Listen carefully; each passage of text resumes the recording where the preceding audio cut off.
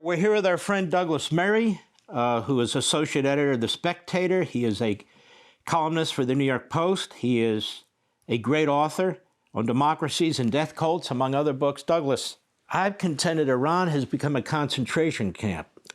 The lights are out, the communication's off, people are being slaughtered, dragged off the streets, dragged out of their homes, thrown into these prisons, being murdered on the spot.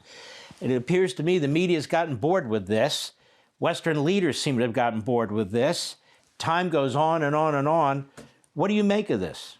Well, several things, Mark. First of all, yes, the Iranian people have risen up once again against the totalitarian, theocratic government that has been wrecking their country since seizing control in 1979. There have been multiple uprisings, and they've all been squashed with great barbarity by the death squads of the Iranian Revolutionary Government.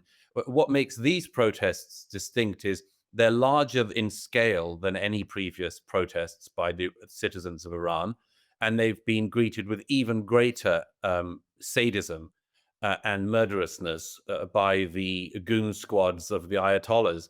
Tens of thousands, perhaps more than 50,000 people have been massacred on the streets of Iran in recent weeks.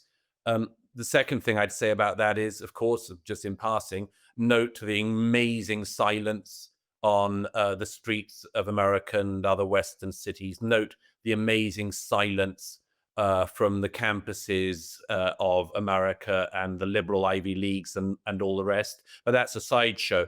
The third thing that's most important in a way is what you just mentioned about the media and governments. The Ayatollah, of course, shut off the internet, has tried to make sure that the world doesn't find out what he and his death squads are doing.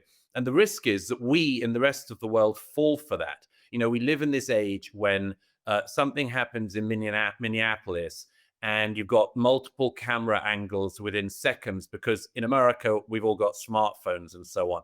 When the Ayatollah turns off the internet, turns off the electricity in Iran, he does so hoping the world will not notice the tens of thousands of people, including students, that he's getting gunned down and murdered and their bodies thrown into the streets. He's hoping we won't notice. So the question is, do we notice despite his best efforts?